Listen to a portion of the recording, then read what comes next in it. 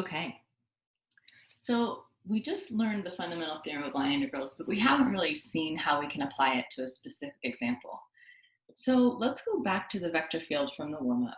And I'm going to tell you ahead of time that it turns out that vector field is actually conservative. And now I'd like us to find the potential function. So if you're asking, well, wait, how do I know it's conservative? I'm going to show you a test that you can do after this example. But for now, let's just say we are given or we've already tested and we know that it's conservative. And now we'd like to find a potential function. So let's explain what we're trying to do. We're trying to find a scalar function here, where when I take the gradient, I get back to this vector field. So this is really like going backwards from what we did back in chapter 11. Let's write out what this means in terms of the two vectors for this particular example. And then think about back in chapter 11, I used to give you this function and ask you to find the gradient vector field. And now we're going backwards. I'm giving you the gradient vector field and asking you to find the original function. So there's several ways to do this. I'm going to show you a method that I usually try first. And if this method, because usually students find this method faster. If this method seems confusing or you're not sure, there's another method that's shown in the book, and I'm going to show it after this. So you can pick whatever one seems to fit better with your understanding. But with this method, I'm just going to set up the system of equations that we know must hold. So I know that I need some function that when I take its partial with respect to x, I get 2xy. And when I take its partial with respect to y, I get x squared plus 1. So in this method, I'm just going to go backwards, and I'm going to integrate each of these. In this top one, I'm going to integrate with respect to x, thinking of y as a constant.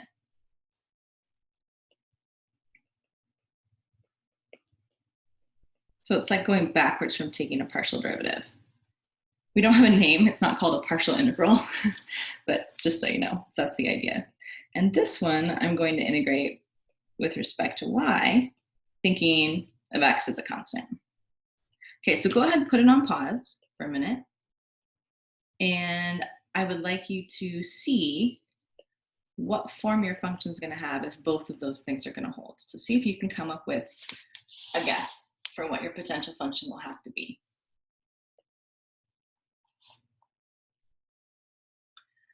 Okay, so looking at the first one, if I integrate this first term, the top here, with respect to x, thinking of y as a constant, I'm going to get x squared y. And then remember, when we're integrating, I can only find my antiderivative up to a constant. So I could also have had a constant here. And you're thinking, why is she writing constant? Give me 1 second. It could be a constant. And or we're thinking of y also as a constant. And or this could be stuff in terms of y.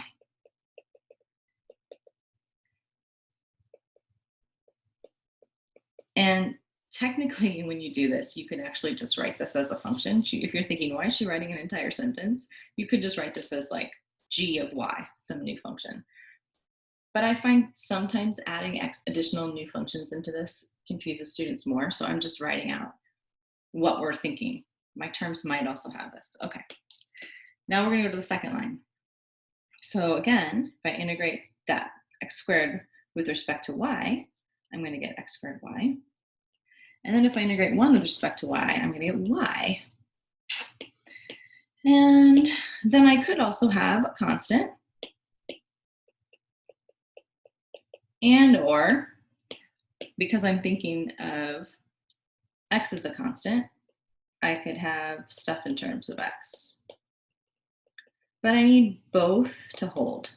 So now I look at both lines. And I do what I call a merge. You're not adding them. You're just going to piece together what you found in both of them. So both of them have confirmed that my function definitely has to have an x squared y term. And the second one's pointing out, yeah, we also need to have a plus y. And then lastly, I still can have just a random constant. And so students' most common mistake, what you may be asking right now is, wait, why don't you have 2x²y? I'm not adding these together. What I'm trying to do is find the form of my function that satisfies both of these. And so when I go backwards like this, any term that shows up in both, I definitely keep. I just keep it once. Any term that shows up just in one and not in the other, I do a check. And I say, well, does this still satisfy, would this break any rules up here? And so this y, I realize, is fine to include because up above, I'm allowed to have a constant and or stuff in terms of y. And then lastly on these problems, you're just going to have a plus c, just like you did when you were doing general antiderivatives, because we're only going to be able to find the potential function up to a constant.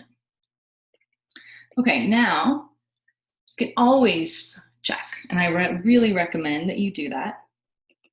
Check by just taking the gradient and making sure you get back to the original function. So when we take the gradient, I get 2xy, and then I get x² plus 1. And that was my original vector field that I wanted. So this is in fact the form of the potential. Okay, I will do method 2 in a minute, but let's use this now. So I want to do part B, and then I'll skip back to showing you another way if that potential function was confusing for you to find. All right, so now I'm asking to evaluate the line integral of this conservative vector field where you have any path that starts at 1, 2 and ends at 3, 1, not just the one that we had in the warm-up. So go ahead and put it on pause and see if you can put together how we could use this potential function and the fundamental theorem of line integrals to help us redo the problem that we did for the warm-up in a much faster way.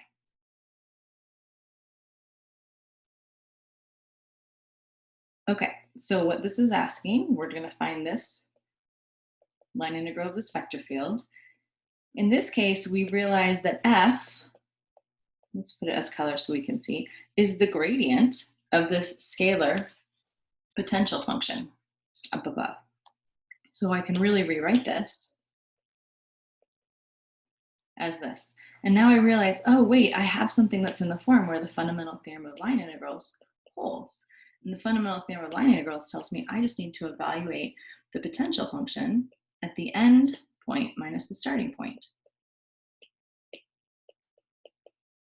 It's path independent, so all that matters is my starting and my ending points. Let's write what this is from. This is fundamental theorem. Okay, so let's actually do that in this case. That means I'm going to evaluate this potential function at the point, ending point is 3, 1. So at the point 3, 1 minus the potential function at the point 1, 2. And so we'll just do that here. Let's keep the potential function up above so we can see. So I'm literally just plugging it into this function that we found above. We can see we plug that in here. I'm going to get 3 squared times 1 plus my constant. Oh, you know what I just realized? Let's use k for our constant because we're using c for our path. So that's a little bit confusing. So yeah, let's use k. Okay, so let's notice what we get. I'm going to get 9 plus 1, so I'm getting 10 plus k minus, and then if we evaluate at the point 1, 2, I'm going to be getting 2, 4 plus k. And look what happens when we take the difference. Those k's, that random constant, is going to disappear. So I'm just going to end up with 6, which is exactly what we got in the warm-up. But it turns out no matter what path we had used in the warm-up, we would have also gotten 6 because this was a conservative vector field.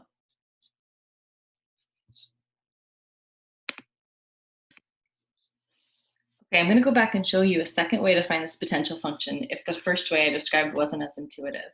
This is also in the book, so I'm just going to kind of walk you through. So again, we start with this system of equations that we did. This is just like up above in method 1, where we took this and we integrated both. Okay, so here I'm putting them on the same line because we're going to do something a little bit different. So you're going to just start with one of the two. In this case, I'm starting with the partial f with respect to x, and I'm integrating with respect to x. And instead of writing it out in a sentence like I did up above with method 1, I'm just going to write it as a function. So I have x squared y plus some function. It could be a function of y. And now I'm going to take this form that I found from the first term, and now I'm going to take its partial with respect to y. So this will be x squared plus the derivative of whatever this function is. And then I set that equal to what I know that has to be from up here. So this has to equal this. And this is going to allow me to solve for what this g1 of y term has to be. So if I have this derivative of g1 of y with respect to y has to be 1, this means g1 of y can be y plus a constant. And so then I come back, take this term, plug it up into here, and I get my final. So this works as well. And the idea is that you don't integrate them both at the same time. You really only integrate one of them. And then you take the derivative of it and set it equal to that second derivative, or excuse me, the other derivative that you have, not the second derivative.